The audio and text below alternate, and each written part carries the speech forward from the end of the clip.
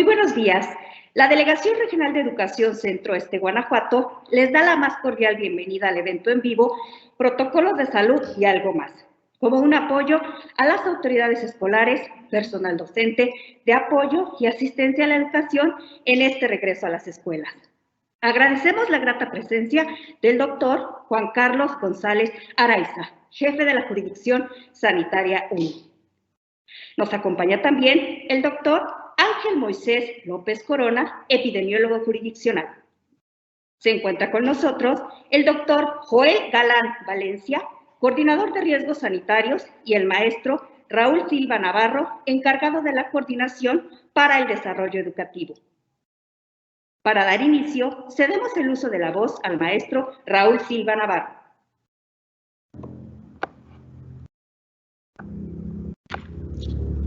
Pues muy buenas tardes a todas y a todos. Un placer compartir esta mesa virtual de trabajo con la Jurisdicción Sanitaria número 1, con el doctor Juan Carlos, con Joel y con Ángel. La verdad, el trabajo interinstitucional que hemos venido desarrollando por mucho tiempo nos ha dejado excelentes frutos, excelentes resultados. Estoy seguro que las orientaciones que hoy vamos a recibir de los doctores a partir de la exposición y de las preguntas que habrán de surgir poco a poco, habremos de tener orientaciones adecuadas para consolidar las buenas prácticas en el cuidado de la salud en cada centro escolar. La vinculación que hoy tenemos con el sector salud en lo general y especialmente con esta jurisdicción número 1 ha sido de ya muchos años. Hemos trabajado a través de la historia capacitaciones en diferentes temas. Hemos contribuido en las campañas de vacunación. Hemos hecho esfuerzos muy importantes para canalizar a los alumnos que requieren algún tipo de servicio y que estos alumnos, estos niñas, niños y adolescentes han recibido en todo momento la atención de la jurisdicción sanitaria. Y por ello, el ingeniero Nicolás Gutiérrez Ortega, nuestro delegado, agradece infinitamente el trabajo, la atención oportuna del doctor Juan Carlos. Muchas gracias, Juan Carlos, por este trabajo que permanentemente ha realizado con esta delegación regional. Hoy nos encontramos ante un desafío, el desafío de generar espacios seguros en cada una de nuestras escuelas. Yo estoy seguro que estos desafíos los habremos de superar paulatinamente para ir precisamente generando estos espacios que nos den tranquilidad a los padres de familia y a los trabajadores de la educación en lo general. ¿Qué decir del reconocimiento a los jefes de sector y supervisores escolares, con quienes hemos llevado una comunicación permanente y le hemos dado mucho más fuerza del 11 de agosto a la fecha? Una comunicación a diario que precisamente es lo que nos trae como consecuencia una asistencia muy importante a este evento. Hasta este momento, 660 participantes en este evento en vivo. Esto es gracias a la colaboración de nuestros jefes de sector y de nuestros supervisores, a quienes desde acá les enviamos un fuerte abrazo. ¿Y qué decir de los directores y de los maestros, quienes luchan día a día en las aulas, quienes aplican de manera permanente los protocolos e identificamos cualquier situación de riesgo y buscamos precisamente esta solución? Por ello, a los maestros que están en las aulas, a los directores que se han puesto la camiseta en todo momento, muchas gracias, porque son ustedes quienes mantienen viva la educación en la delegación y en el estado de Guanajuato.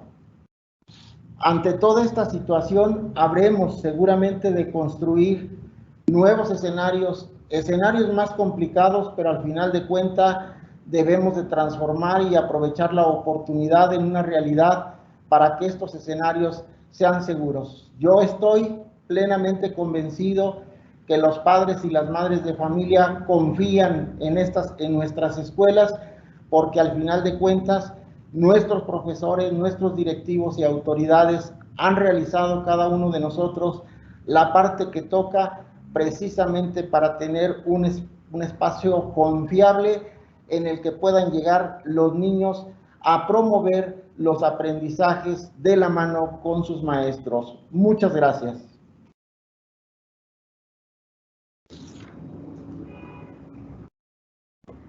Muchas gracias por sus palabras, maestro. Solicitamos ahora la intervención del doctor Juan Carlos González Araiza, jefe de la jurisdicción sanitaria. Muy buena tarde a todos. Es un gusto el día de hoy compartir esta mesa con ustedes. Esto fue derivado de una petición del ingeniero Nico para poder en este momento, aparte de enlazarnos, platicar con ustedes, decirles un panorama epidemiológico actual y qué es lo que tendríamos que estar al pendiente. Pero sobre todo, yo espero que esta mesa sea para afinar canales de comunicación y que sea una comunicación formal, no vía chat, o sea, ya realmente hacer las cosas de una manera que nos dé certidumbre en las acciones. Lo que pretendemos como Secretaría de Salud nosotros es obviamente mitigar los riesgos a los cuales podemos exponer a los alumnos y a los maestros. Es importante que todos los que estamos ahorita presentes apuntemos por ahí, en la medida de lo posible, las dudas que vayan surgiendo durante los comentarios que haga el doctor Moisés en la presentación, lo que pueda decir el doctor Joel y lo que pueda decir su servidor. Y es bien importante asumir cada quien el rol que nos toca. Si bien es cierto, trabajando de una manera interinstitucional y de una manera transversal con todos los programas, cada quien tiene que asumir un rol y cada quien tiene que tomar una decisión de acuerdo a ese rol que nos toca desempeñar. Te agradezco, Raúl, la invitación. Yo, y no hagan lo que hicimos. Bueno, ahorita nosotros, el doctor Ángel Moisés, el doctor Joel y su servidor, nos quitamos el cubrebocas porque estamos en un espacio. Yo estoy cerrado en una oficina, el doctor Moisés está en otra y el doctor Joel está en otra, pero para que se oiga más claro el audio, porque sí interfiere un poquito el sonido cuando traemos un cubrebocas o un N95, que yo aquí lo tengo. Entonces, sí, les comento así ya como comentario personal, esta pandemia pues llegó para quedarse, ya llevamos casi 19 meses trabajando en pandemia, la experiencia que tenemos como salud ahorita ya es amplia, arrancamos a ojos cerrados y la verdad es que ha sido impresionante lo que hemos hecho a través del tiempo. Hemos perdido compañeros de batalla, compañeros aquí que nos ganó el COVID la lucha, pero hay otros que todavía persistimos y perduramos para que precisamente ustedes que se incorporan ya a su vida habitual lo hagan con el menor riesgo posible. Entonces sean todos bienvenidos, es un placer estar por aquí con ustedes. Mi nombre es Juan Carlos González Araiza y voy a estar al pendiente de cualquier comentario que surja al respecto, porque bueno, estoy a un mismo nivel que mi compañero Nico y juntos vamos a tomar decisiones seguramente para que todos hagamos un mejor trabajo, pero expuestos la menor cantidad posible de riesgo que podamos desarrollar para hacer la actividad. Muchas gracias, Anel. Estoy aquí al pendiente.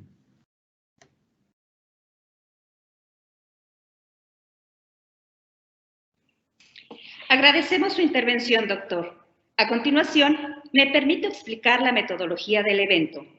A partir de la exposición del doctor Ángel Moisés López Corona, les invitamos a plantear sus dudas e inquietudes a través del chat. Posteriormente, se hará lectura de las preguntas más frecuentes. Personal de la jurisdicción sanitaria dará respuesta a los planteamientos. Si alguna de las preguntas, por cuestión de tiempo, no fue contestada, se dará respuesta a través de las autoridades escolares correspondientes. Les recordamos también que en el chat se encuentra publicada la liga del registro. Con estas precisiones, escuchemos ahora al doctor Ángel Moisés López Corona, epidemiólogo jurisdiccional, para su intervención. Adelante, doctor.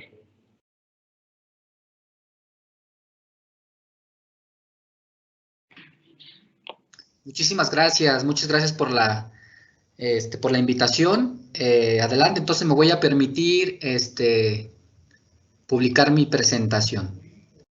Cualquier duda, como habían comentado, con todo gusto al final de la presentación.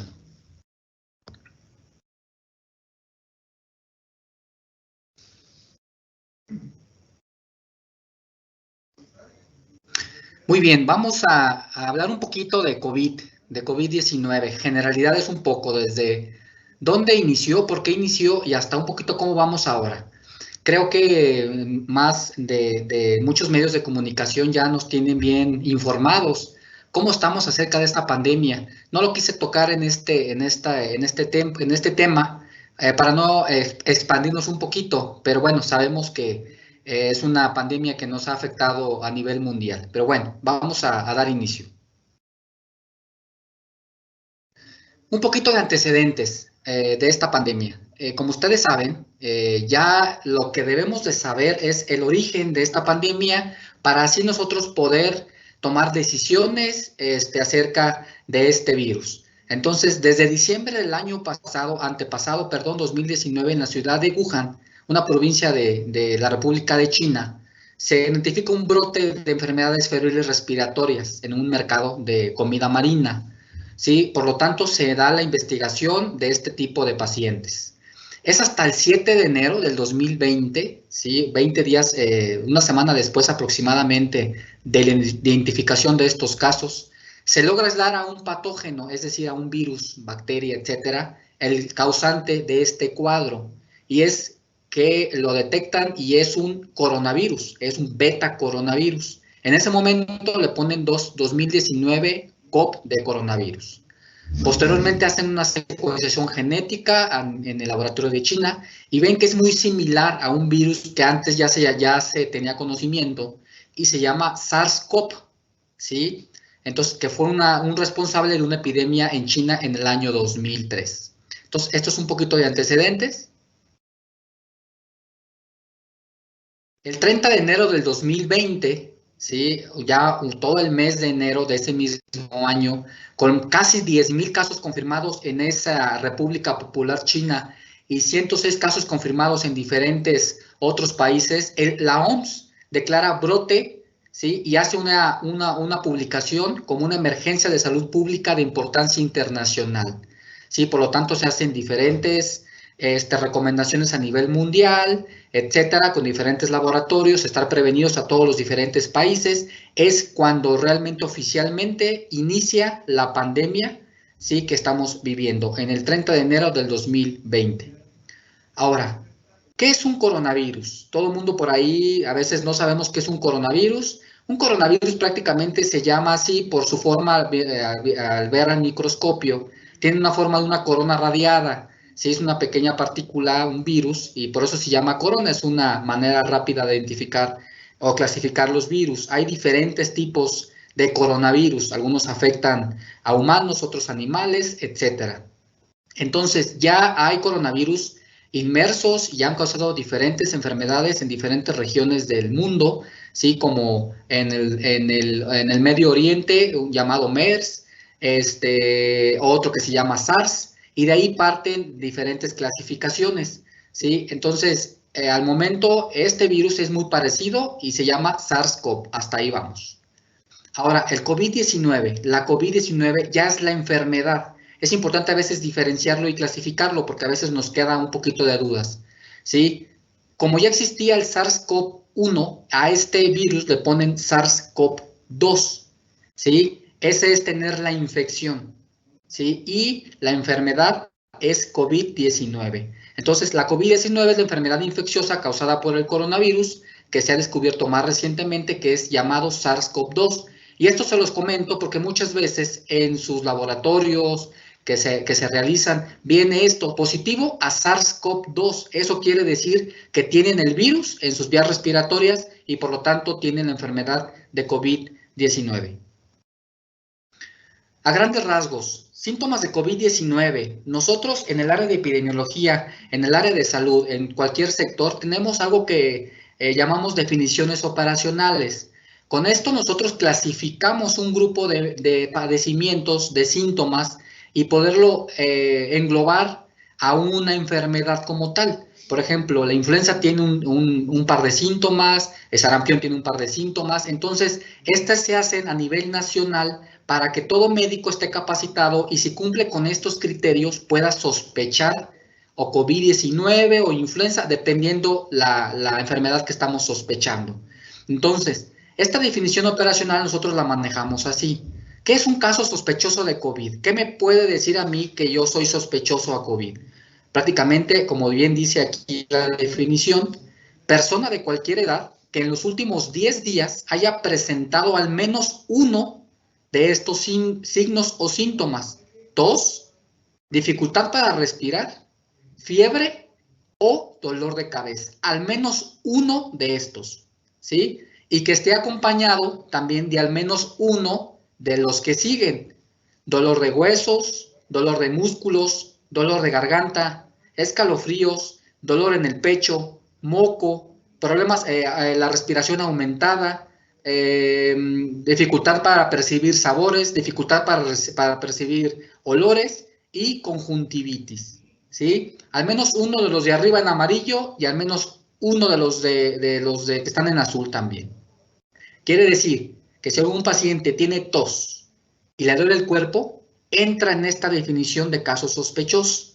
Ya el médico en la consulta, en el módulo respiratorio donde ustedes puedan acudir, ya interrogará más de fondo para ver si se trata de una gripa común o de alguna otra cosa. Porque claro, si nosotros presentamos estos síntomas, podemos pensar en COVID, pero ojo también, no todo es COVID. Y los virus de enfermedades, de gripas, etcétera, siguen estando en la comunidad, no se han ido.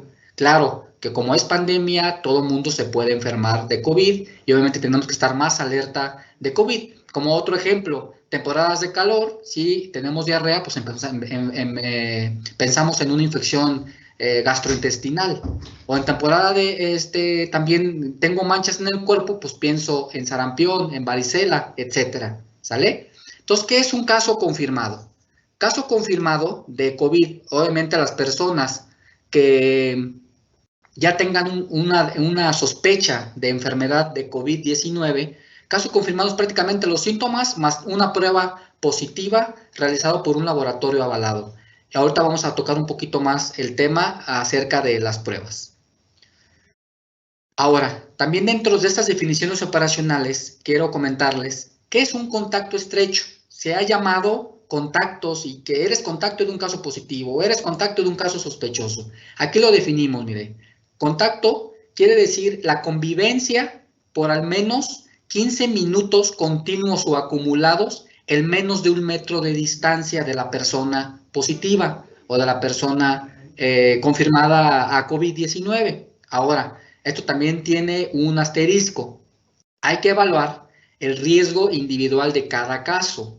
Sí, si yo hay un caso positivo, estuve platicando con él 15 minutos, pero ojo, él y yo traíamos cubrebocas, estábamos en el patio, al aire libre, todo eso se evalúa para realmente ver el riesgo que cada persona puede tener y puede presentar síntomas o pudo haber sido contagiado.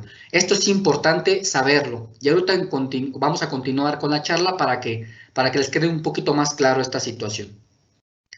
Ahora, ¿qué debemos hacer si tenemos síntomas de COVID-19? ¿A cuándo hay que acudir a atención médica, etcétera? Ok, ya tengo los síntomas, ya sé que, o ya me dijeron que puedo ser sospechoso, ¿qué debo de hacer? Como toda enfermedad, hay que acudir al médico, ya sea a su derechohabiencia, a un médico particular de confianza, etcétera, para que él pueda decir, sí, sí puede ser COVID, no es COVID por X enfermedad, es una gripa común, X. Esto es importante hacerlo inmediatamente de su conocimiento al director o al jefe inmediato para que él tome cartas en el asunto. Esto es importantísimo. Ahorita hablando del regreso a clases, si una persona tiene sospecha a COVID, tiene que acudir a su unidad de salud correspondiente con su derechohabiencia para que puedan hacerle un interrogatorio más detallado, clínico, y así, si crees es conveniente, hay que hacer también una prueba de laboratorio, que ahorita las vamos a mencionar. Ahora, hay síntomas un poquito de gravedad. Los síntomas de gravedad es dolor en el pecho, dificultad para respirar y saturación de oxígeno por debajo de 92%, 90%. Si estos síntomas están presentes, ¿sí?, hay que acudir a una unidad hospitalaria directamente al área de urgencias. Esto es importante saberlo para todos. Es algo que ya deberíamos estar dominando a más de 1 año de pandemia.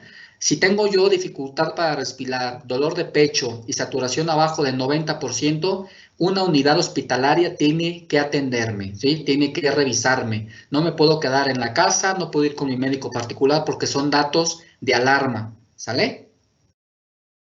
Ahora, este cuadrito me voy a detener un poquito aquí porque ay, perdón, creo que se salió la presentación.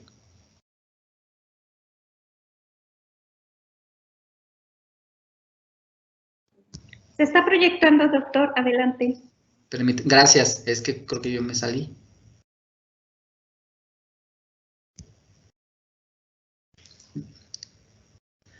Ok, me voy a detener un poquitito más en esta diapositiva, porque es importante dominar estos días, ¿sale?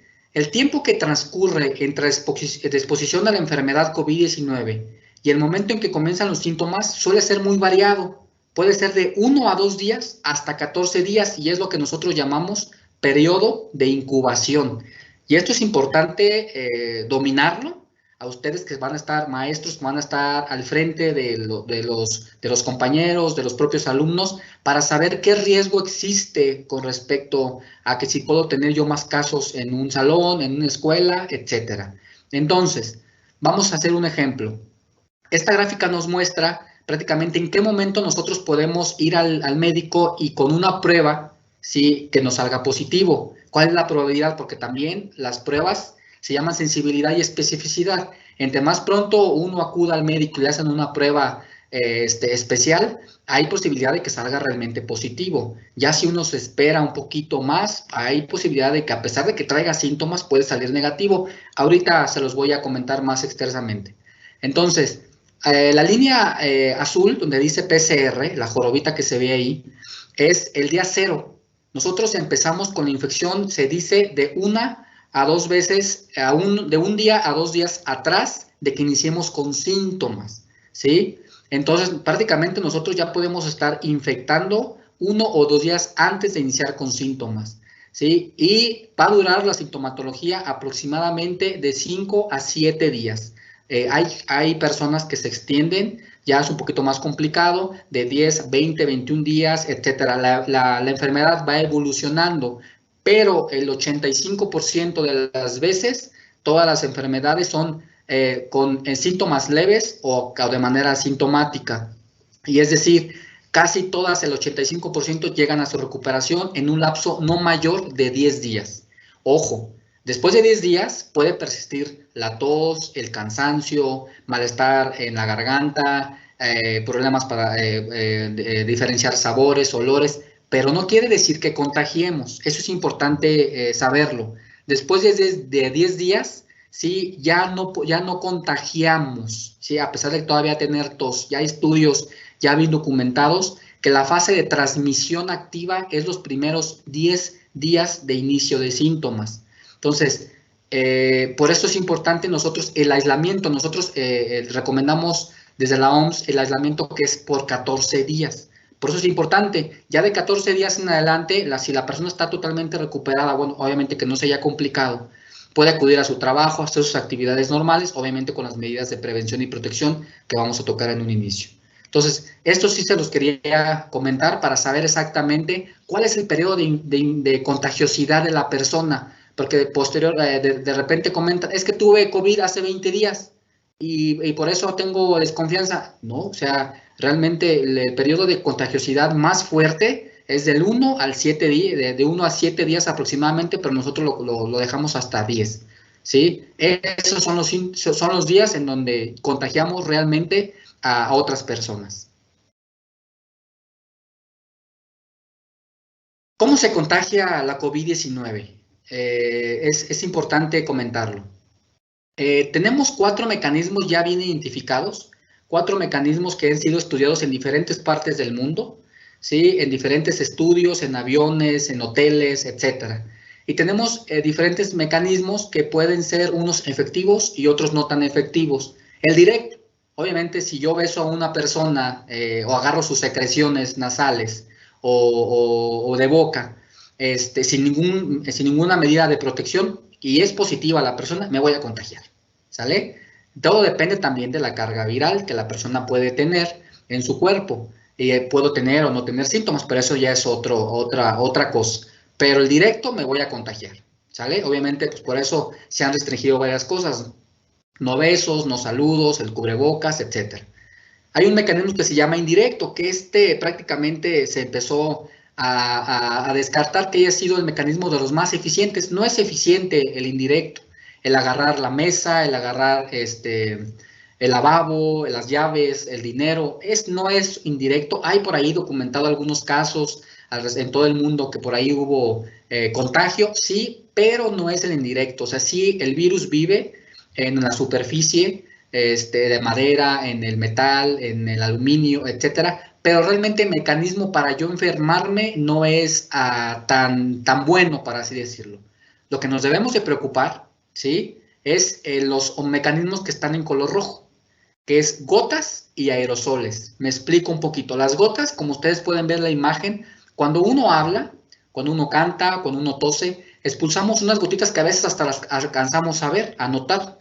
Esas, por la gravedad, caen a unos centímetros, pueden llegar hasta 1 metro esas gotitas, o a veces hasta más, depende de lo que estemos haciendo, porque pueden ir con fuerza, como la tos, que esas gotas pueden alcanzar hasta 5 metros o más de 5 metros. Pero la mayoría de gotitas grandes y medianas caen al piso y sin ningún problema, no pasa absolutamente nada. Obviamente, si la persona está a menos de 1 metro de distancia de mí, sin medidas de protección, sin cubrebocas, y yo le toso, le hablo o estoy cantando, prácticamente lo voy a respirar, me va a caer directamente en el rostro y me va a contagiar, ¿sale? Y el otro, aerosoles. Esto es importantísimo, si los voy a comentar, me voy a tener que quedar un poquito más aquí. Los aerosoles son las pequeñas partículitas que vemos en la foto, que son casi imperceptibles. Las gotas grandes se ven casi de color blanco. Los aerosoles son casi imperceptibles. No se alcanzan, son muy pequeñitos. Esos aerosoles se quedan suspendidos en el aire, a veces hasta más de 4 horas en el aire. Y se ha comprobado científicamente que estos aerosoles, al momento de respirar, nos enfermamos. No necesitamos una gota grande, no necesitamos yo ver la gota en la mesa, en las llaves, etcétera, para poderme contagiar. Con estos aerosoles, simplemente si una persona tiene bastante carga viral, es decir, la persona está muy enferma, tiene bastantes síntomas, moco, tos, etcétera, estos aerosoles que se quedan suspendidos en un lugar sin ventilar, ¿sí? Por eso es bien importante dentro de las medidas de prevención, la ventilación de los lugares, ¿sí? Si lo dejamos ahí, uno está respirando el mismo aire y por eso varias personas se enferman de una misma persona positiva. Por eso, importantísimo saber que el mecanismo de transmisión más eficiente para COVID-19 es el directo, que obviamente a través de los besos, contacto directo, las gotas de otra persona positiva y los aerosoles, que a veces no los vemos, pero es una fuente directa de contagio. Una parte importante que también resulta a veces con la duda, si es posible enfermarse de una persona que casi no tiene síntomas o prácticamente fue asintomática. Sí es posible por el mecanismo que lo acabo de comentar. ¿Sí? Todo depende mucho de la carga viral de la persona. Entre más carga viral, o sea, más virus tenga replicados en su cuerpo, más síntomas va a presentar.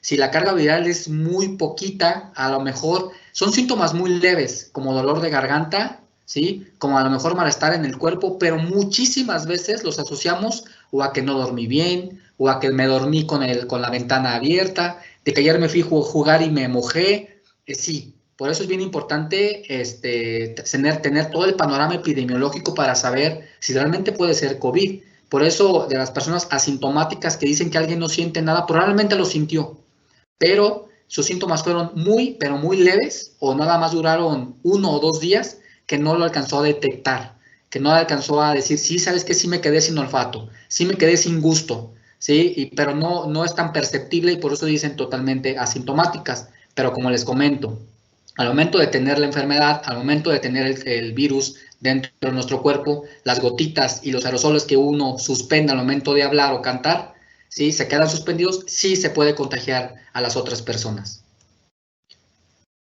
¿Qué tenemos para mitigar o controlar, prevenir esta enfermedad? Ya hemos platicado.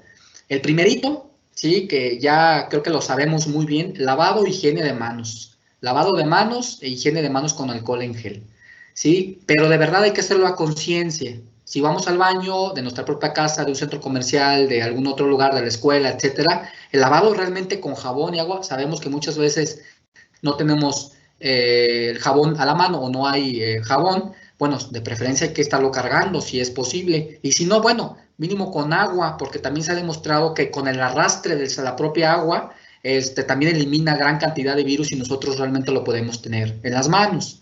La higiene de manos con alcohol en gel, también hay que hacerlo detenidamente y minuciosamente. Yo he visto personalmente a las personas que se lo ponen como si fuera crema, o como que a veces ya estamos tan cansados que vamos a un lugar, a una tienda, etcétera, y otra vez gel, y otra vez gel, y otra vez gel, y como que no, pues ya, hombre, ya, no pasa nada, ¿no? Creo que es importantísimo partir de aquí. Lavado de manos, higiene de manos. ¿Esto por qué? Las manos son el vehículo oficial, si lo podemos decir así, para muchas enfermedades, tanto respiratorias, intestinales, de la piel, debido a que están en contacto con muchas cosas. Por eso el lavado de manos en cualquier enfermedad es imprescindible e importantísimo, y por eso lo puse como medida primera. La sana distancia. La OMS en sus comunicados ha recomendado más de 1 metro de distancia. Diferentes países ponen 2, 2,5, 3 metros, 1.5. Se ha normado que con 1.5 metros de distancia social es lo recomendado. Por eso es la importancia, y esto es por lo que les comenté hace algunas diapositivas, las gotas. Si nosotros hablamos, cantamos, quitamos el cubrebocas porque nos estamos comiendo una galleta, etcétera, y yo soy positivo y a lo mejor aún no me doy cuenta, o mis síntomas son muy leves que no los alcanzo yo a detectar, estas gotitas caen al piso y sin problema, ya no le cayeron a la otra persona. Por esto es la importancia de la distancia de 1.5 metros. Uso correcto de cubrebocas. ¿Sí? Vemos, no me dejarán mentir, en la calle, personas con cubrebocas en la barbilla, personas obviamente con una nada más en una oreja, en la frente, como collar, en el codo, en la muñeca, y nada más porque me los piden. Esto es importantísimo. Está bien documentado, investigado. Si ustedes saben, en las pandemias pasadas, el uso de cubrebocas, la restricción, la disminución de aerosoles, la disminución de gotas, de flush, gotículas, etcétera, previene y disminuye los contagios. Estas son las únicas medidas con las que podemos contar. Sí, parece fácil, pero realmente a veces nos cuesta entenderlas o nos cuesta llevarlas a cabo. Únicas medidas que con estos usos correctos de cubrebocas podemos mitigar. Entonces, es importante aclarar, hay diferentes tipos de cubrebocas, quirúrgicos, en KN95, N95 que son para personal de salud, de tela, etcétera. Todos son funcionales, ¿sí? Obviamente hay unos son recomendables depende de la actividad que uno esté desarrollando. Los equipo médico que esté en contacto con pacientes directos respiratorios, se aconseja un tipo de cubrebocas. Las personas que solamente van en la calle, etcétera, que no van a tener contacto con personas realmente enfermas, pueden usar cualquier tipo de cubrebocas, son recomendables. Los niños menores de 3 años aproximadamente dicen que no se recomienda el uso de cubrebocas. Sin embargo, si el niño lo puede usar y está un cubrebocas a su manera, lo puede usar sin ningún problema, pero hay algunas normativas que dice que no, por el riesgo que puede ocurrir de asfixia porque son muy pequeños. Pero si se educa bien, si la mamá está acompañada en el salón de clases, etcétera, para los preescolares, no se aconseja, pero sí lo puede usar sin ningún inconveniente. El cubrebocas es para todos. ¿Cuáles cubrebocas o cuáles utensilios, les puedo decir utensilios, no se deben usar? Los cubrebocas con válvulas, obviamente eso no sirve. La válvula me protege a mí, pero no protege a los demás. La válvula está desechando todo el aire, todos los aerosoles. Entonces, estos cubrebocas no se recomiendan porque prácticamente es lo mismo. Me estás cubriendo a mí, pero yo desecho todas mis gotitas o mis aerosoles al ambiente. Por eso ese sí no es recomendable. Algunos otros tipos de cubrebocas, como que ya son como tela y le ponen más cosas, etcétera, tampoco se recomiendan. Solamente tienen que ser sencillos.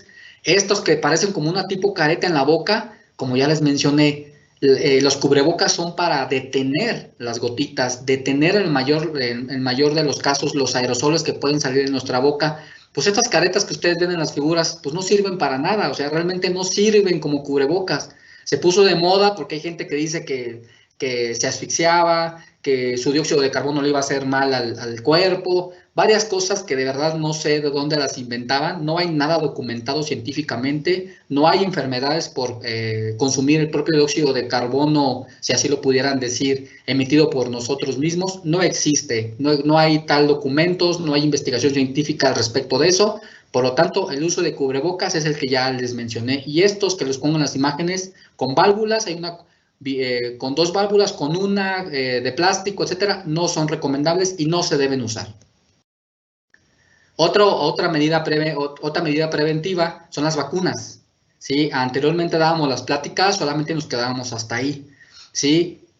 Pero las vacunas que se han estado autorizando, se han estado aplicando, son sumamente efectivas, todas cumplen su misión. ¿Cuál es la misión de todas las vacunas? ¿Sí? Disminuir las complicaciones y disminuir la muerte. ¿Sí? Ninguna vacuna, está aprobada de que no te vayas a enfermar, porque luego es que ya me puse la vacuna y todo me dio COVID. Sí, hay las vacunas, por ejemplo, como la influenza. La influenza también te previene de complicaciones y de defunciones, mas no te previene, si obviamente no hay las medidas adecuadas, que te dé influenza. Te puede dar influenza, te puede dar COVID, en este caso estamos hablando de COVID, ¿sí? De una sintomatología clínica muy leve o asintomática, ¿sí? Pero ha cumplido su función y lo hemos visto a nivel nacional y a nivel estatal aquí en Guanajuato, ¿sí? Las vacunas han disminuido la mortalidad en las personas adultos mayores. Se ha visto que las personas que han fallecido lamentablemente no recibieron ninguna dosis o dosis incompletas o grupos de edad que aún no les tocaba su vacunación. Lamentablemente pasa eso. Por eso, medidas preventivas, si llega o tienen la situación de vacunarse, vacúnense. Es una única medida de protección invaluable. Otra, aquí me faltó agregar una y se los quiero compartir, ¿sí? La ventilación. La ventilación en los lugares de trabajo, en donde quiera que estemos, hasta en la casa, es importantísimo la ventilación. Tener, si es posible, puerta, si es posible, ventanas abiertas, bien ventilado, ¿sí? Con luz de día natural. Bueno, ahorita está un poquito lluvioso, pero con esto es importante, como les menciono, las gotitas se suspenden en el aire y van a buscar ventilación, se van a salir. Es como, yo les pongo un ejemplo, alguien que está fumando, ¿sí? Si está fumando, si hay ventanas, pues se sale rápido el humo y lo dejamos de oler, ¿sí? Pero si no hay ventilación, se queda ahí impregnado y hasta nosotros podemos ver el humo a dónde se va y se dispersa y se queda en el techo. Prácticamente es lo mismo que pasa con los aerosoles. Por eso es sumamente importante la ventilación. Ahora, ya que platicamos de la clínica del paciente, qué debo hacer, qué no debo hacer, cómo me debo prevenir, es importante el diagnóstico, ¿sí? Hay pruebas avaladas por nivel federal, que nosotros llamamos el Instituto Nacional de Referencia Epidemiológica, el INRE, ¿sí? Para diagnosticar COVID. Porque por ahí, obviamente, en la pandemia estuvieron saliendo bastantes pruebas de diferentes mecanismos. Obviamente es un área de oportunidad que ven por ahí los comercios, los negocios, que no son útiles para diagnosticar COVID. No digo que no funcionen para diagnosticar COVID, pero no nos dice realmente si la persona está enferma y cuántos días puede haber estado enferma. Como estoy hablando, como las pruebas de anticuerpos.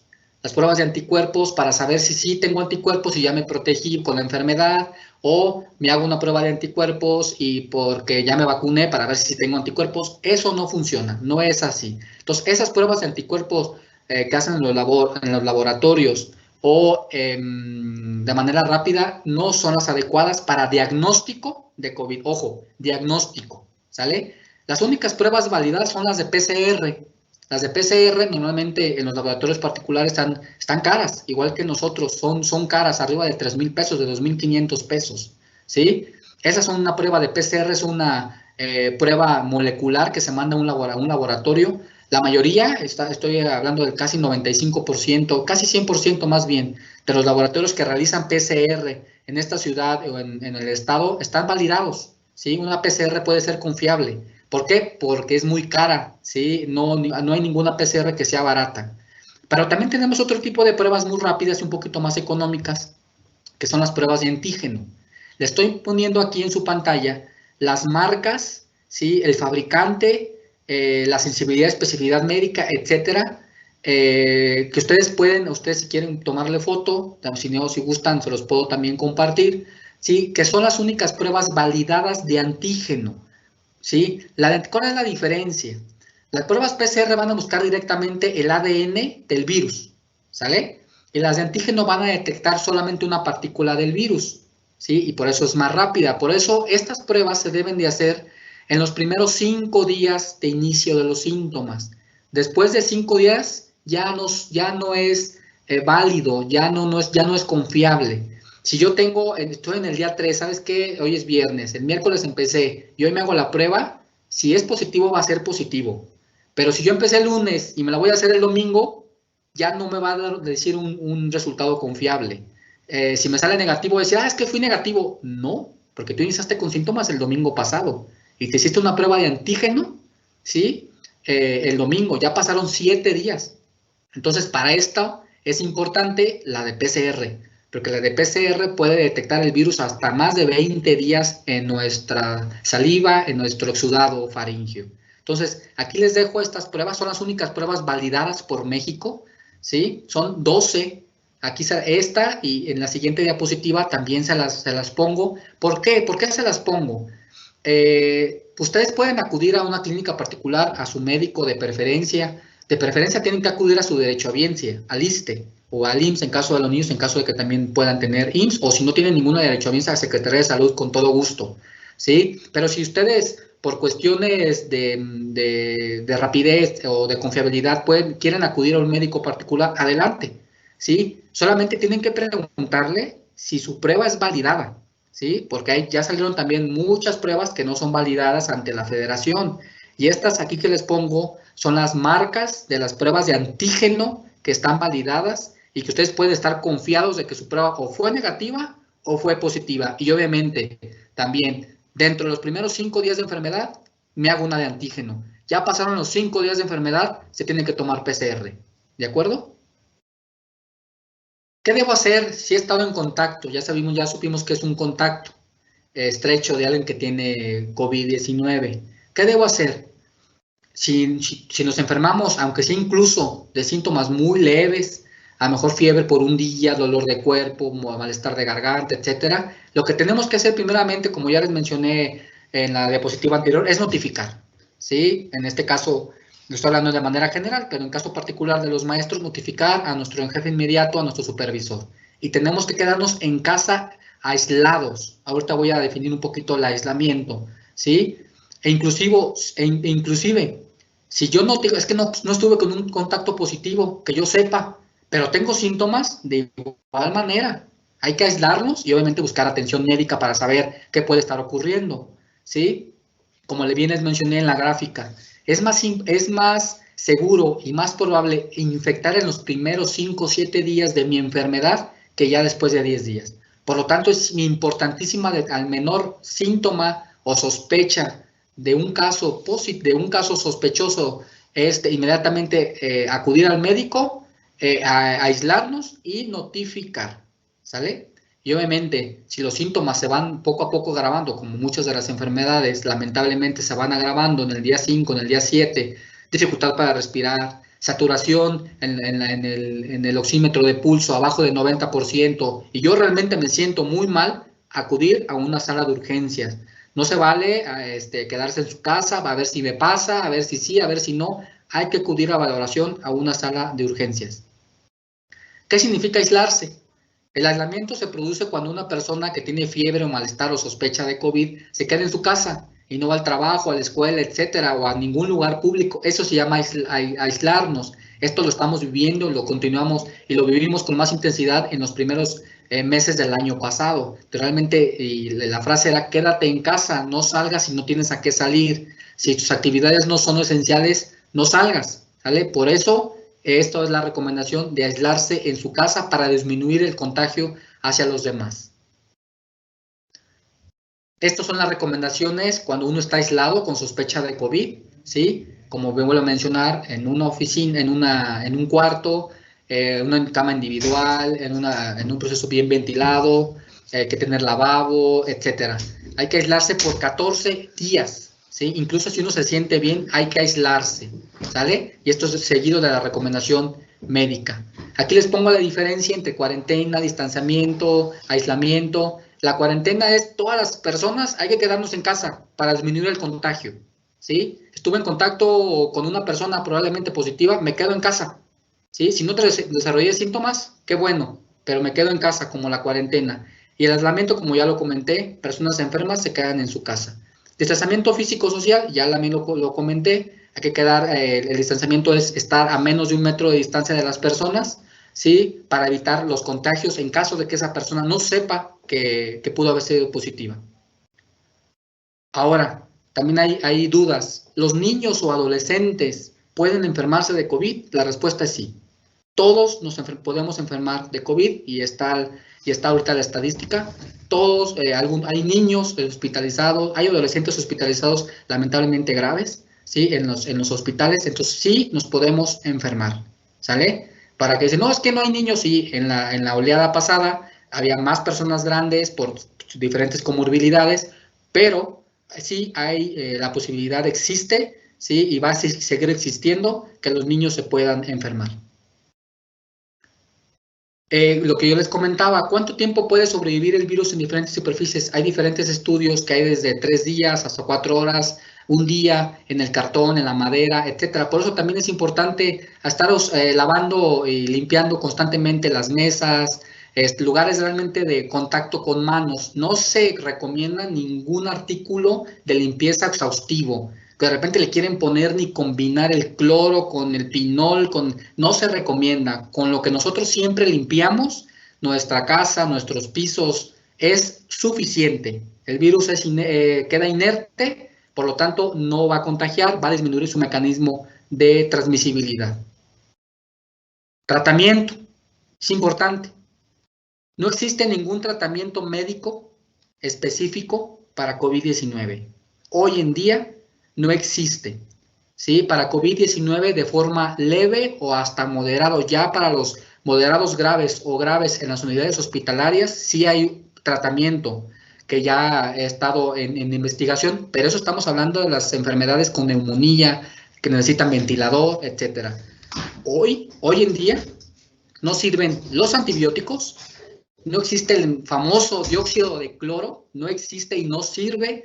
No sirve tampoco la ivermectina, tratamientos milagros con hierbas no sirven. ¿Por qué les pongo esto? Porque después perdemos tiempo. Creemos en que estas enfermedades, en que esta enfermedad y estos tratamientos nos van a ayudar.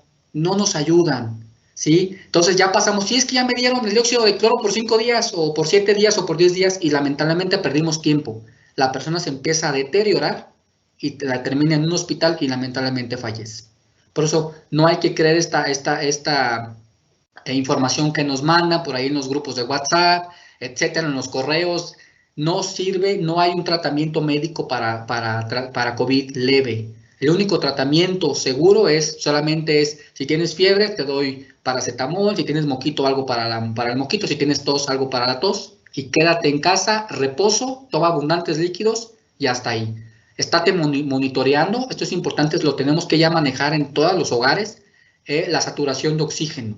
Saturación de oxígeno de forma diaria en el dedo. Si baja de 90 o ven que algo anda mal, más aparte me duele el pecho, acudir a una unidad hospitalaria. Cuidados en casa, como ya sabemos, ya se los mencioné, no voy a redundar en el tema, quedarse en casa 14 días, no tomar, no automedicarse ni remedios caseros, estricto uso de cubrebocas. Esto también es importante, porque luego pensamos, llegamos a la casa ¿sí? Y nos quitamos el cubrebocas. Uso de cubrebocas de una persona sospechosa, ¿sí? O confirmada dentro de la casa. Y no hay que compartir ni cucharas, ni vasos, utensilios, etcétera. Pues por mi parte es todo. He terminado la presentación. No sé si les queda alguna duda o comentario. Estamos aquí para sus preguntas. Muchas gracias a todos.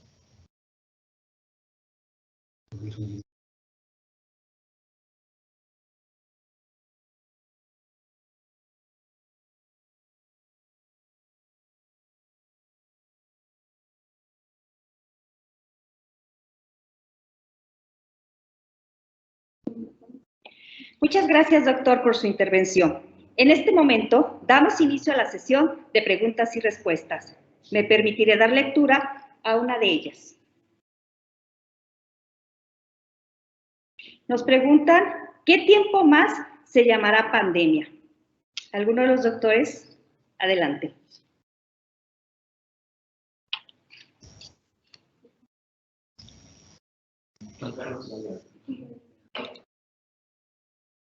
Gracias. Miren, realmente una pandemia es cuando una infección, una enfermedad afecta a diferentes países en diferentes continentes. Actualmente la estamos viviendo. ¿Qué tiempo más? Todo depende de los ciclos que la OMS nos va manejando. Y son diferentes situaciones, desde contagios, hospitalizaciones, defunciones, vacunación de la población. Entonces, no los quiero desalentar, pero una pandemia normalmente dura arriba de 3 años, ¿sí? Llamándose pandemia, después empieza ya los protocolos, a disminuir, que es un virus ya en nuestra comunidad, etcétera, ¿no? Pero todavía falta un poquito de tiempo para que se siga llamando pandemia.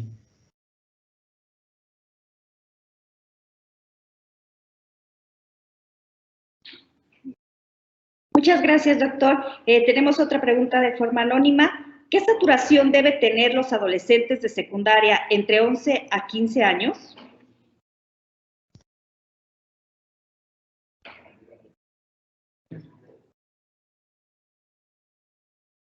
Sí, gracias. Sí, mire, como ya lo comenté, la saturación de oxígeno, sea una persona adulta, adulta mayor, adolescente, niño, la saturación debe de estar arriba del 92%, que es lo permitido. Obviamente, si la persona adulta mayor, en este caso es un ejemplo, tiene enfermedades de los pulmones, fibrosis pulmonar, la saturación puede disminuir, ¿sí? A 88%, 87%, pero eso es una condición ya del paciente. Pero una persona totalmente normal, como en este caso la pregunta adolescente, arriba del 92%, y si su salud es adecuada, arriba del 95%. Abajo del 92, 90% se considera riesgo y dificultad para respirar.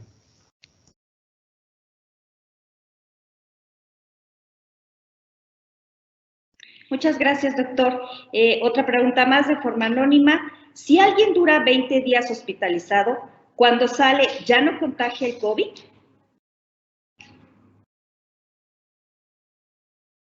Adelante, doctor. Gracias. En efecto, ya no contagia a COVID-19. Como lo mencioné, COVID-19, la enfermedad es desde el inicio de síntomas, bueno, 2 días antes del inicio de síntomas, hasta máximo 10 días es contagioso.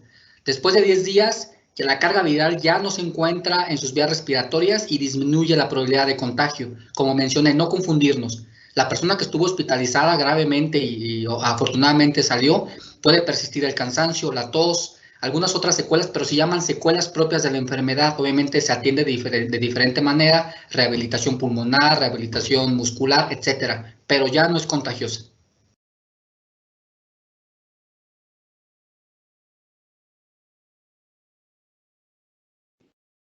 Muchas gracias, doctor.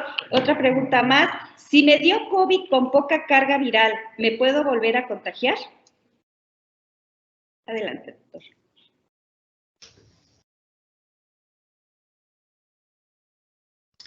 Sí, gracias. Así es. Sí, cuando nos da COVID con mucha o poca carga viral, cuando no tenemos mucha carga viral en nuestro cuerpo, realmente los estudios nos indican que cuando es muy leve o asintomático, no creamos los anticuerpos suficientes o nuestros anticuerpos duran muy poco en nuestro organismo, días, un mes, 2 meses. aún hay fases de investigación en eso. Es decir, entre más, obviamente, entre más fuerte nos dé la enfermedad a nivel hospitalario, los estudios se enfocan en eso. Nos dura hasta 6 meses los anticuerpos, ¿sí? Pero la probabilidad existe. Entonces, sí se puede volver a contagiar hasta una persona que tenga anticuerpos, como lo acabamos de mencionar. La vacuna, sí, son anticuerpos artificiales, por así decirlo, y sin embargo, aún así con la vacuna nos enfermamos.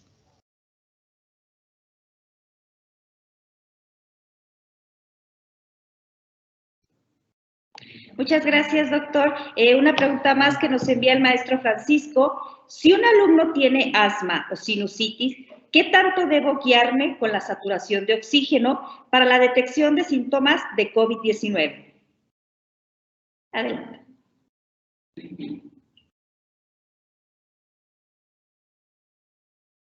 Sí, como también lo comenté, el asma debe de estar controlada en los niños. Una rinitis, realmente una rinitis alérgica o de algún otro tipo de índole, no afecta la saturación de oxígeno.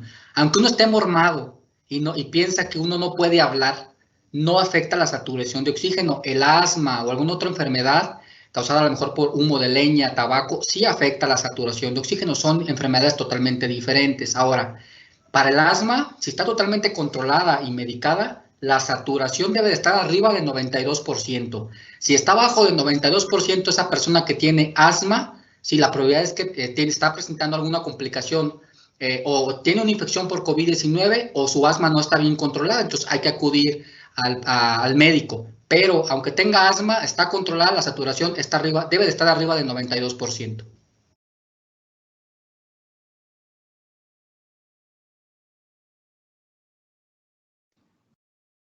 Perfecto, doctor, muchas gracias. Nos llega una pregunta del maestro Luis Arturo Lira. Nos comenta, ¿el virus puede penetrar a través de los ojos?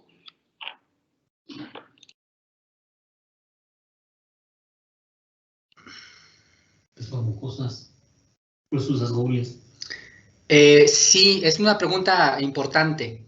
Al principio de la enfermedad se detectó y se investigó la transmisión de la enfermedad por diferentes mucosas, es decir, boca, ojos, nariz. Sí, hay evidencia documentada en donde sí puede ser a través de los ojos, ¿sí? Pero como vuelvo a mencionar, no es el mecanismo principal. No tenemos por qué llevarnos las manos a la nariz, a la boca, meternos, sacar, como también lo hacen, comernos las uñas, no tenemos el por qué. Sí puede haber contagios por medio de los ojos, da los síntomas como conjuntivitis, pero no es el mecanismo principal. Digo, sí hay casos aislados a nivel mundial de que la infección pudo haber sido a través de los ojos.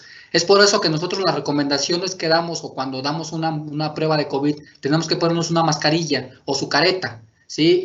Porque como sí hay casos documentados a nivel mundial, esa es la recomendación de usar careta o usar gogles, aunque son los menos casos.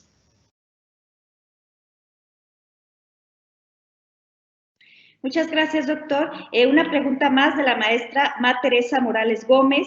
Nos comenta, ¿cómo se cuida un menor con discapacidad que no puede usar cubreboca? Esto con apego a sus derechos humanos. Adelante, doctor.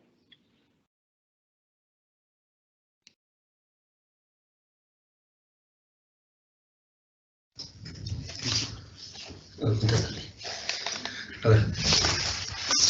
¿Me puede repetir la pregunta, por favor, Anel? Sí, claro que sí, doctor. Nos pregunta la maestra Ma Teresa Morales.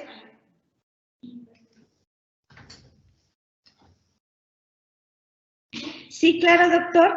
La pregunta sería, ¿cómo se cuida un menor con discapacidad que no puede usar cubreboca? Esto con apego a sus derechos humanos.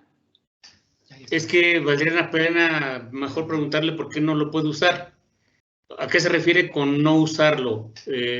Habitualmente no es un impedimento ni para respirar ni para otra cosa el cubrebocas.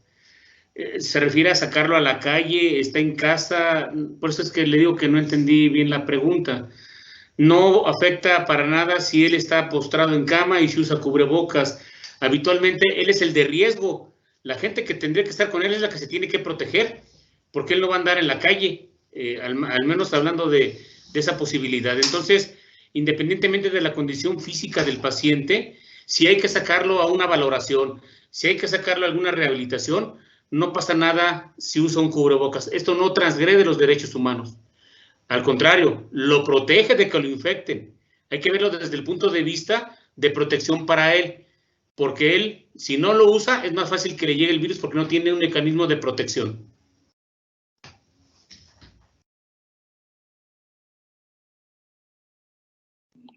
Perfecto, doctor. Una pregunta más. ¿Son útiles o no los cubrebocas de tela? Adelante, doctor.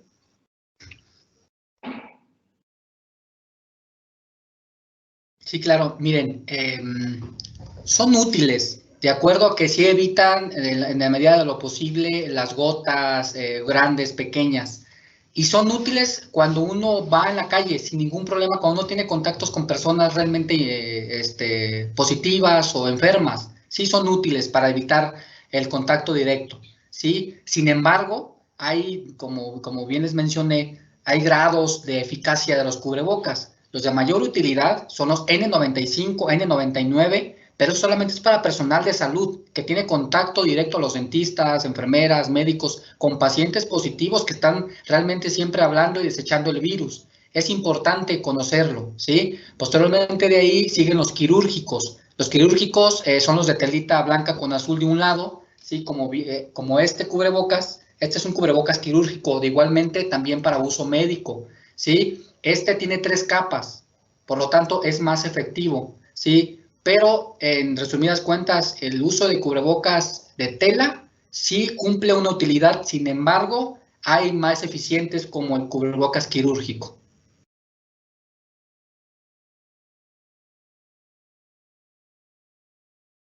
Muchas gracias, doctor.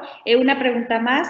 Nos comentan de forma anónima. En la guía de apertura escolar menciona que los menores de 6 años no es obligatorio el uso de cubrebocas. Entonces, ¿en preescolar pueden ir sin cubrebocas? Adelante, doctor. Tengo que hacer así para que me dé micrófono. Sí, gracias. No, el uso de cubrebocas es para todos. Lo que yo les mencioné, abajo de 3 años, por la dificultad que existe en los menores que no tienen un cuidado, ¿sí? Se pudiera decir que con cuidado de la mamá se puede poner el cubrebocas. El cubrebocas es para todos. Y si dice que menores de 6 años, no. El cubrebocas es para todos, en preescolar, escolar, primero de primaria, es para todos. Es una manera preventiva, tanto de yo protegerme, de proteger a los demás.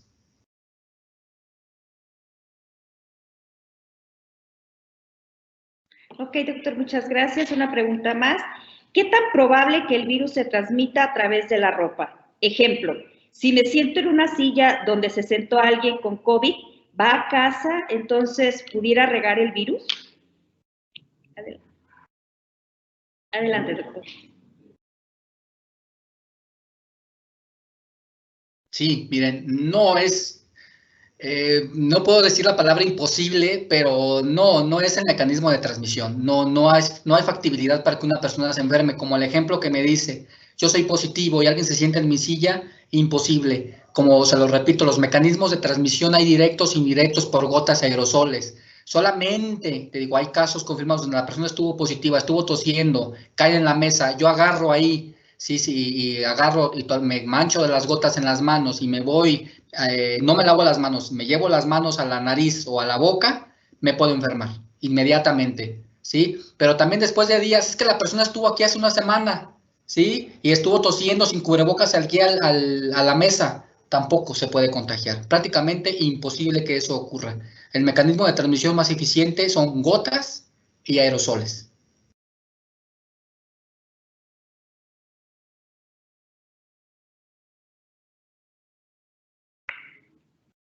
Muchas gracias, doctor. Una pregunta más. ¿Qué puede decirnos a las personas que tenemos alergias, sinusitis, etcétera, que tenemos la garganta irritada, ojos llorosos, síntomas comunes del COVID-19?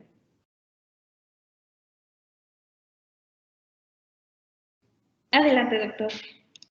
No entendí su pregunta.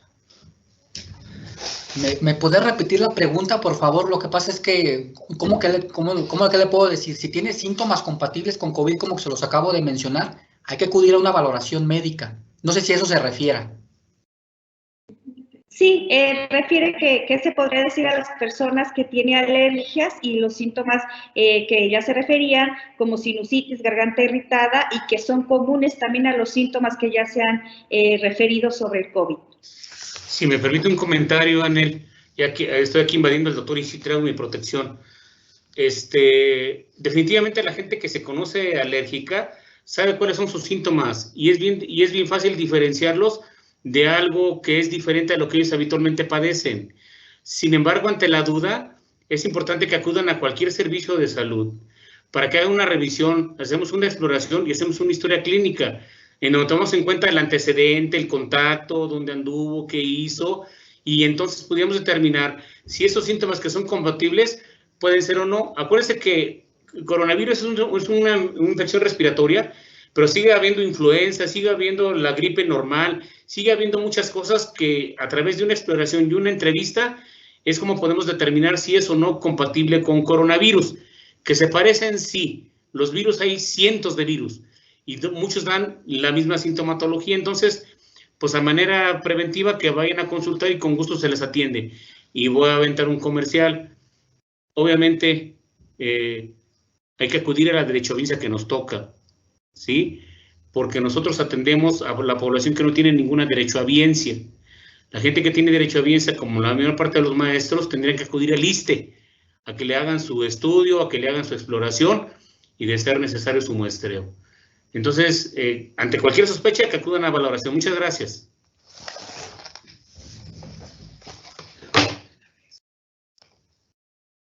Muchas gracias, doctor Juan Carlos. Tenemos una pregunta más de forma anónima. ¿Cuál es la efectividad de la vacuna CanSino? ¿Será necesario una segunda dosis para los docentes? Adelante, doctor.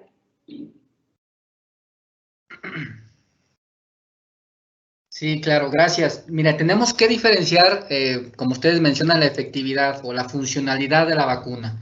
Esta vacuna la CanSino tiene aproximadamente el 60% de efectividad para casos leves, ¿sí? Y arriba del 80-85% para casos graves.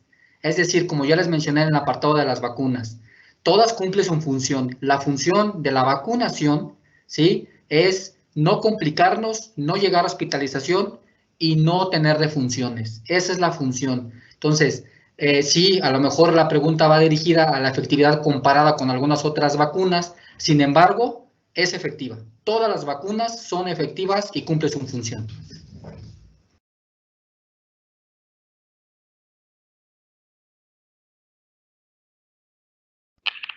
Muchas gracias, doctor. Finalmente, una pregunta de la maestra Alondra. ¿A los cuántos días de contagiarme la prueba puede salir positiva?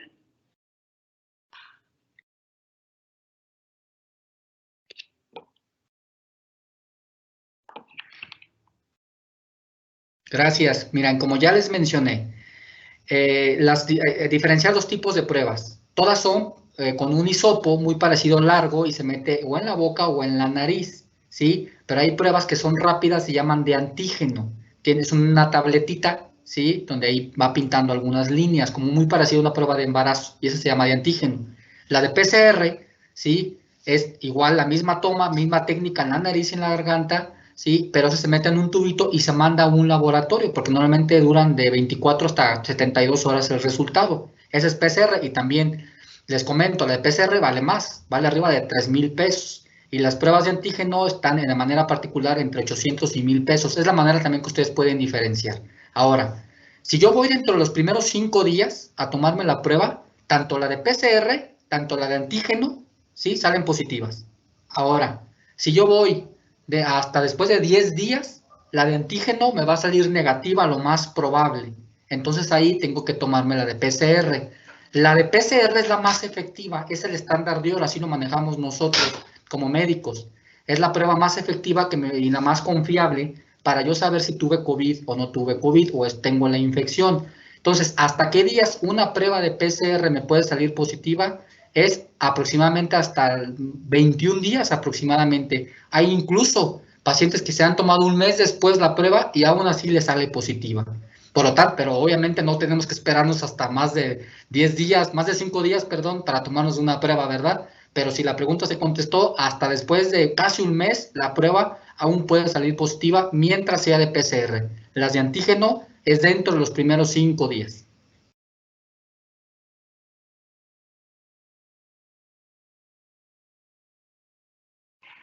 Muchas gracias. Agradecemos la intervención de los doctores de la jurisdicción sanitaria para dar respuesta a las inquietudes. A continuación, el maestro Raúl Silva Navarro dará respuesta a algunas de las preguntas de índole educativo. Adelante, maestro.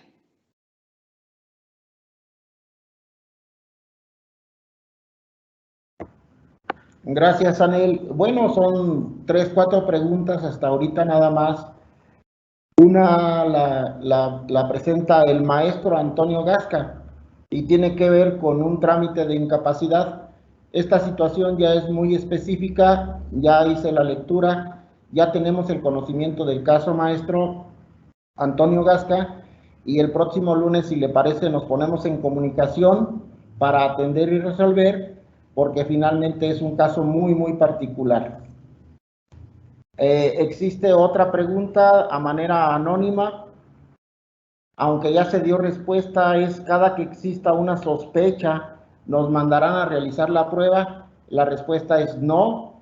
Existe un protocolo muy claro para ello y cualquier duda, por favor, a través del director, supervisor, jefe de sector, para que podamos aplicar el protocolo de manera correcta. Otra de las interrogantes que nos plantean aquí, también anónima, nos dice que si se puede trabajar a la distancia cuando se tiene 7 meses de embarazo y no cuentan con la aplicación de la vacuna. En este sentido, la respuesta es que el trabajo debe ser a distancia y la invitación para que la maestra realice la prueba, realice o se aplique la vacuna en el momento correspondiente. La cuarta y última tiene que ver con el uso del cubrebocas en preescolar, donde dicen que los niños hacen berrinches, lloran y demás. Decirles que es cuestión de cultura. Tenemos muchos niños de preescolar que hoy en día usan mejor el cubrebocas que nosotros los adultos. Es cuestión de cultura familiar. Es importante que las educadoras y los maestros hagamos mucho trabajo con los padres de familia para que podamos convertir el uso de cubrebocas en como una parte de la cultura de la familia y en la escuela. Las dos instituciones que educan es la familia y la escuela. Necesitamos seguir trabajando muy duro, tanto los maestros como los padres de familia en casa. Y finalmente, fuera de las preguntas, señalar, informar a los compañeros que un grupo de supervisores que por cuestiones de agenda de trabajo o no pudieron tomar el evento, nos pidieron que se grabara, indicarles que el programa quedará a disposición y les mandaremos por correo el link que corresponde. Por otro lado, también muchas gracias por el interés a quienes están participando en este evento. Decirles que no todas las preguntas se pudieron contestar en este momento, pero el compromiso que asumimos es el siguiente: tomaremos todas las preguntas, daremos las respuestas y se las haremos llegar a través de las autoridades escolares. Y finalmente, señalar que fortalezcamos la comunicación desde el salón de clase hasta la misma delegación para, de manera mancomunada con la jurisdicción sanitaria, podamos tomar las mejores decisiones en el caso de que se pueda presentar alguna situación dentro de las aulas o en las mismas escuelas. Muchas gracias.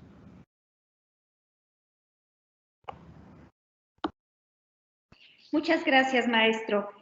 Para dar cierre a nuestro evento, nos disponemos a escuchar el mensaje del ingeniero Nicolás Gutiérrez Ortega, delegado regional de Educación.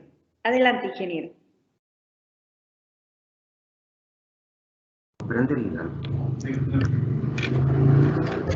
Muy buenas tardes, gusto saludarles. Antes que nada quiero agradecer la disposición y el apoyo que hemos tenido durante esta sesión y desde luego de todas las semanas previas para el arranque del ciclo escolar a la jurisdicción sanitaria número 1, encabezada por el doctor Juan Carlos González Araiza, quien se ha acercado desde un inicio, desde que llegó a esta jurisdicción a la delegación regional, para tomar acciones coordinadas en beneficio de toda la sociedad, pero muy en particular de todas las escuelas que conforman la Delegación Regional de Educación Centro Oeste y de la capital del estado, Guanajuato. Agradecer también, desde luego, al doctor Ángel Moisés López Corona, epidemiólogo de la jurisdicción, que nos ayudó a dar esta sesión el día de hoy para todas las maestras y los maestros. Desde luego también al doctor Joel Galván Valencia, coordinador de riesgos sanitarios, que con todos sus comentarios seguro estoy que la comunidad educativa va a encontrar los elementos necesarios para poner en práctica las recomendaciones que la guía de salud nos facilita para poder prevenir cualquier riesgo de infección de COVID en toda la comunidad educativa y principalmente en las alumnas y los alumnos de la región centro-oeste. Quiero decirles que, bueno, pues la guía, como ya se mencionó aquí, contempla básicamente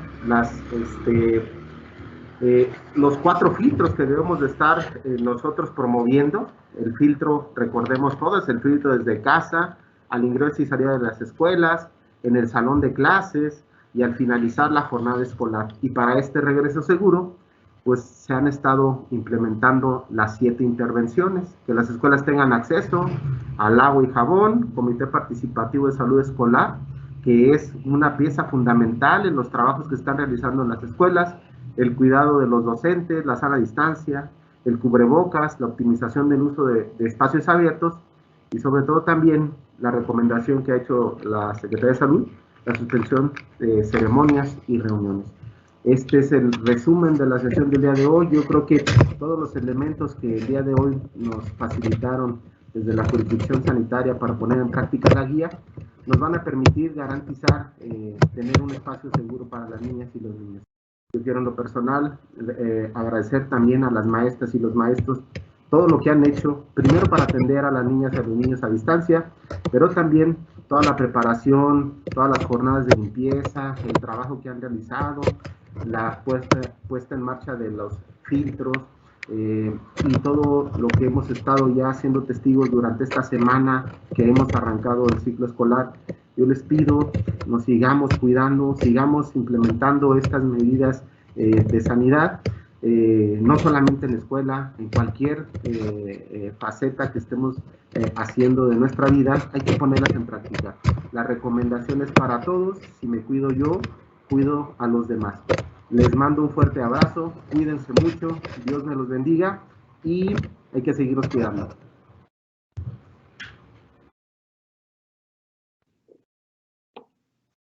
Muchas gracias, ingeniero, por sus palabras. Agradecemos su presencia a este evento en vivo. Que tengan todos una excelente tarde.